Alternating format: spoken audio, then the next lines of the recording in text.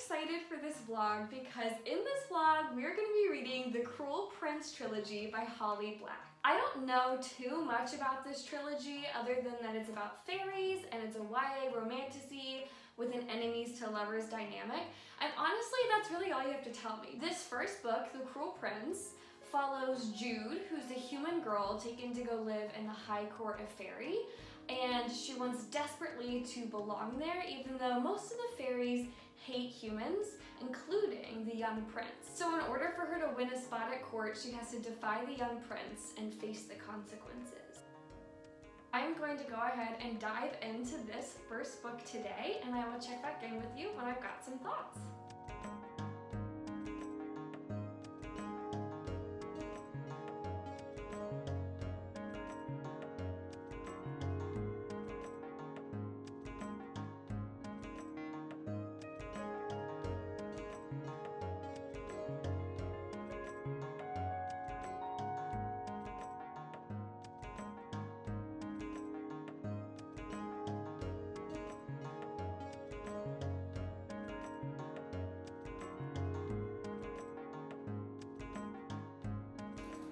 Oh, this girl's so dumb.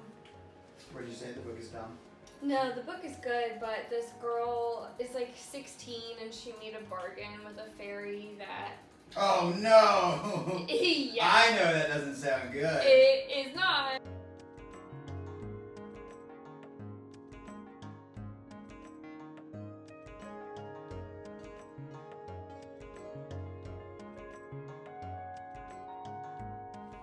I'm about a little over 100 pages through the first book in the Cruel Prince trilogy, and I'm liking it so far. It is a little more kiddish than I was expecting with all of the teenage melodrama and the bullying, but considering that it's YA, I can't really be mad about that. The writing style is very simple, so it is easy to understand, easy to read, and I can grasp the rules of the fantasy world very easily. That is often my biggest barrier with fantasy, is the rules just feeling a little too nebulous and complicated for my simple brain to understand. I'm also really loving like the dark elements. Our main character is very angsty. She's giving off like Taylor Swift Reputation era vibes, which is super refreshing because I feel like oftentimes with YA fantasy novels, you just kind of get this white bread YA protagonist female, thinking specifically of Twilight. I'm also really loving that this book stays true to what we know about fairies typically. Like, they're very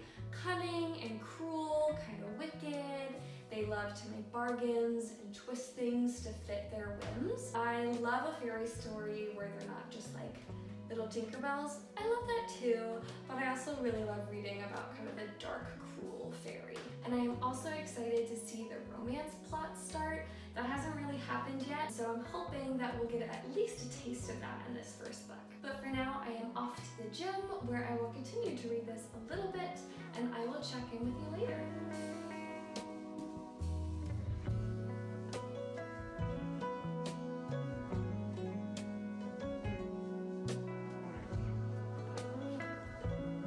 That got so dark. What? Another day, another reading update. I have made significant progress in this book since last we spoke. I am currently on page 293. And you guys, so much has happened. Plot twist galore. Usually when I read a fantasy book, it's like mystery is slowly but surely built up throughout the course of the novel until the very end when you get this like avalanche of all the answers to the mysteries. But this book is structured a little differently. Like, it builds a couple mysteries and then it solves a couple, and then it builds some more and then it solves some more, and then it builds some more and so on and so on. And the result is that it's like very fast paced, it's very bingeable. I think a pro to this peaks and valleys approach to mystery is that you never know who to trust. And that is so fun, especially because this is kind of a spy novel. I would say that a con to this approach is that a lot of the plot lines feel underdeveloped because we're like constantly adding in new threads and like snipping off old threads when we solve those mysteries. It feels like they're just moving by so quickly that I often don't know how I'm supposed to feel about a character or how I'm supposed to feel about an event that happened. But regardless, I'm really enjoying this and I am super excited to keep reading. I have about 100 pages to go, maybe a little bit less. I will give you a final update when I am done with book 1 of the series.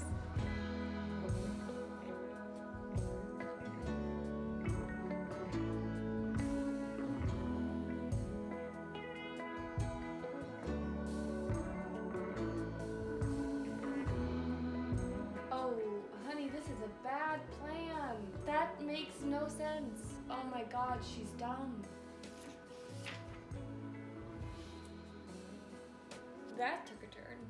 I finished The Cruel Prince and I liked it. It was good fun, but not like earth-shatteringly amazing. What I loved about this is the vibes. The vibes were on point. It's dark, it's mysterious, it's mystical. Our main character Jude gives off big Arya Stark vibes. In fact, this book is a lot like Arya Stark's first arc in Game of Thrones, where we watch her become this like edgy anti-hero. So if you like Arya Stark, you'll like this book. Another thing that I just loved about this is that all of the main characters are multi-dimensional. Each one of them has their own unique set of ambitions and motives, and you can't label any of them simply as good or bad. I love having morally gray characters, especially in fantasy books like this, because it makes the political intrigue that much better. There are so many different potential alliances and rivalries to be made. So that was what I loved. What I didn't love, the writing was very meh. There were a lot of small moments throughout this book where I read it and I was like,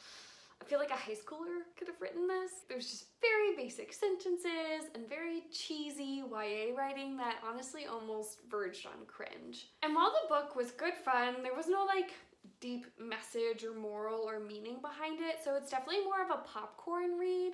Like, don't read this expecting to like think about ethics or anything differently, but you should pick it up if you just want to like turn off your brain and enjoy the ride with a fun book. And the last thing that I didn't love about this book, and you are not going to hear me say this often, but I feel like it could have been longer.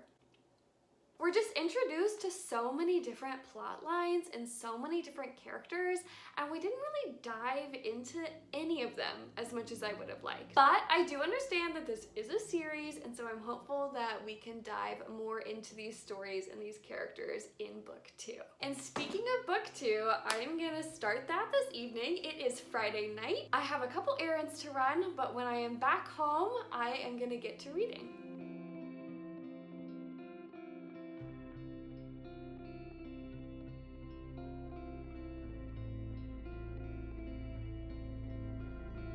Okay, so I just read the prologue and already I'm liking it better than the first book. The writing quality has changed exponentially. I don't know what happened, but also like I'm not complaining. Maybe she took a writing workshop, maybe she just got older, IDK, but either way, loved that. Okay, on to chapter 1.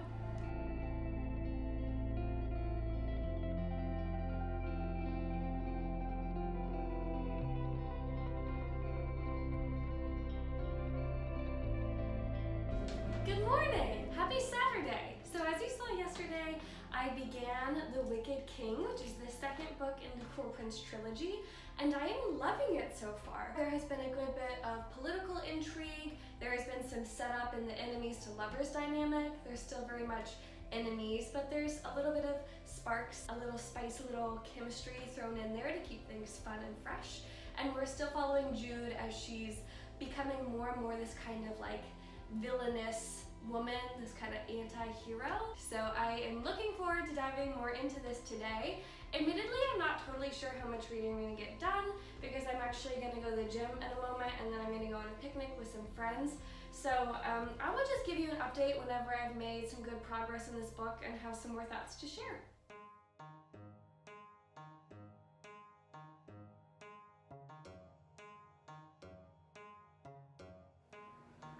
there! I have done quite a bit of reading in the past few days, though admittedly not a lot of vlogging because it's been kind of hectic going in and out of the office. But now that I am off for the day, I am very excited to announce that I've only got about 30 pages left of The Wicked King.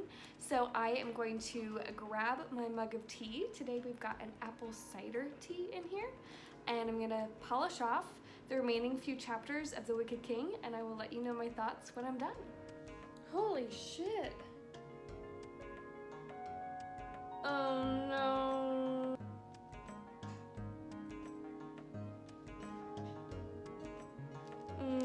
That got interesting. Oh, that's a good twist. Oh no, oh no, oh no, oh no, oh no. Holy cannoli! No! That was good. I mean, it was bad, but it was good. I am surprised at how much I loved this. It took everything that I loved about the first book, the romance, the darkness, the thrill, and just turn that notch up to 10.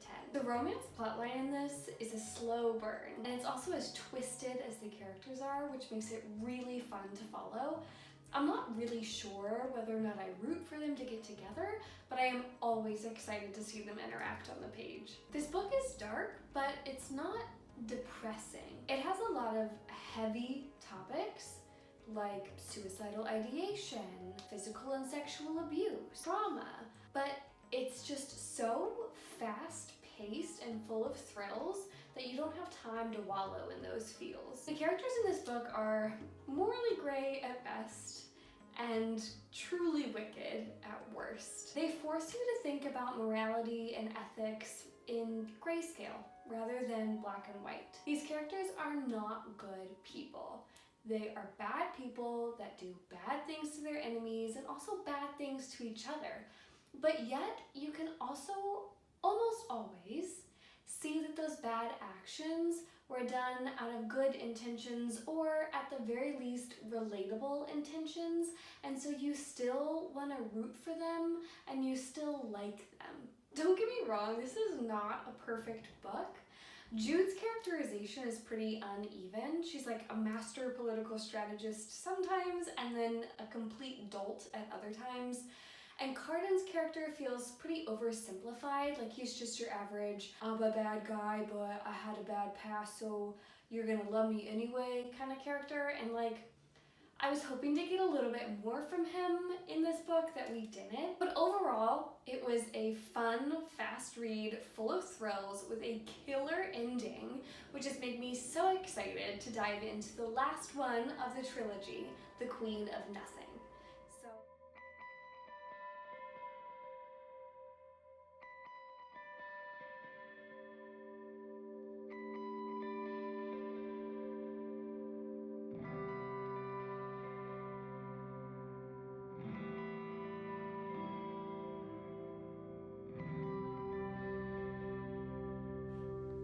Hello.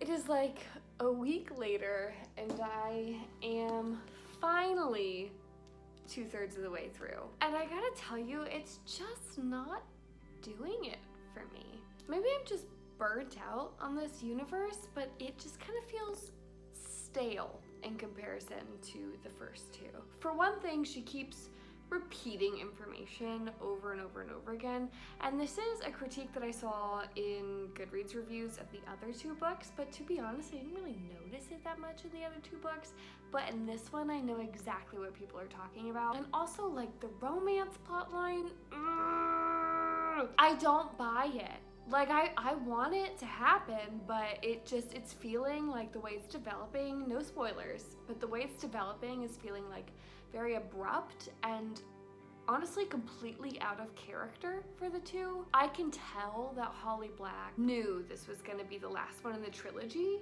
because she's not introducing any new characters and she's not really introducing any new plot lines, and instead she's like giving existing characters new plot lines. But those plot lines are just making me angry. Like, I'm just annoyed at the characters for doing what they're doing.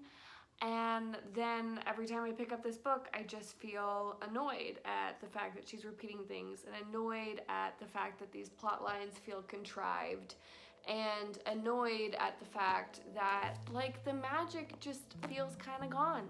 And I don't know.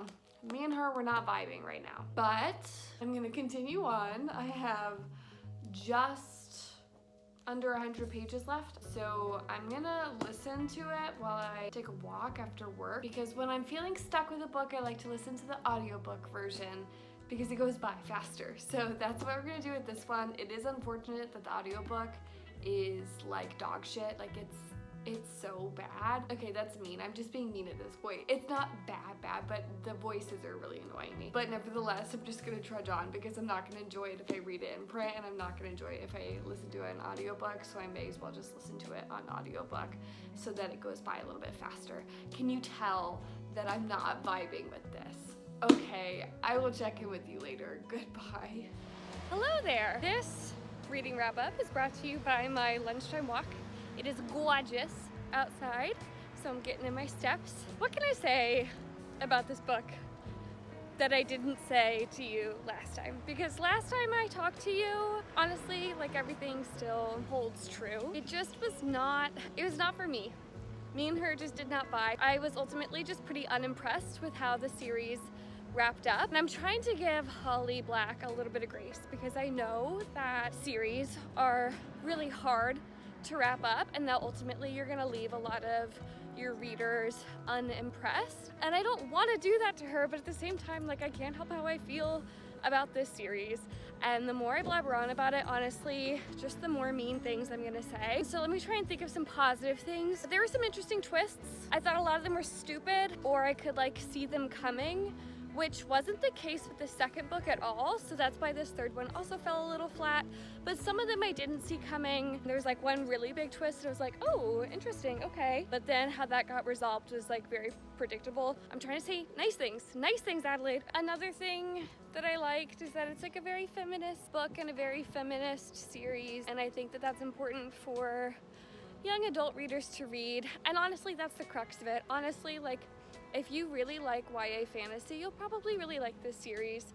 I'm not saying it's a bad series, but I'm just not a huge YA person or a huge fantasy person. And while I've been getting a little bit more into those genres, they're not my primary genres. And so that probably explains why this just didn't resonate with me personally. But don't let my opinions dissuade you from reading it. If I mentioned some things that you found intriguing about this series, give it a try for yourself and see what you think. I know that you come here for book recommendations, and I never want to say that, like, a book that I didn't absolutely love isn't, you know, that you're not gonna love it either, because quite possibly you will. Like, everybody has different reading tastes, and I think that's wonderful. I think that should be celebrated. So if I said something that resonated with you, if I talked about a lot of tropes or themes that you're really interested in, if you are a YA fantasy kind of reader, pick it up, see what you think. Don't let me dissuade you from living your dreams. But if you are someone that doesn't tend towards fantasy,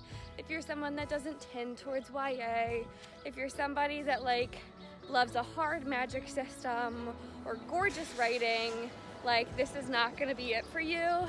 I would save your time and pick up something else. So that's it. Like, I wish I could say that I like this series better. And like I said, it wasn't all bad. I did like the second one a good bit, but just not my favorite thing in the world. And honestly, I'm very glad to be able to move on. You'll see me again soon, hopefully reading books that I enjoy more. For now, I hope you take good care of yourselves. I hope you read good books, and I hope you're kind to others. Goodbye.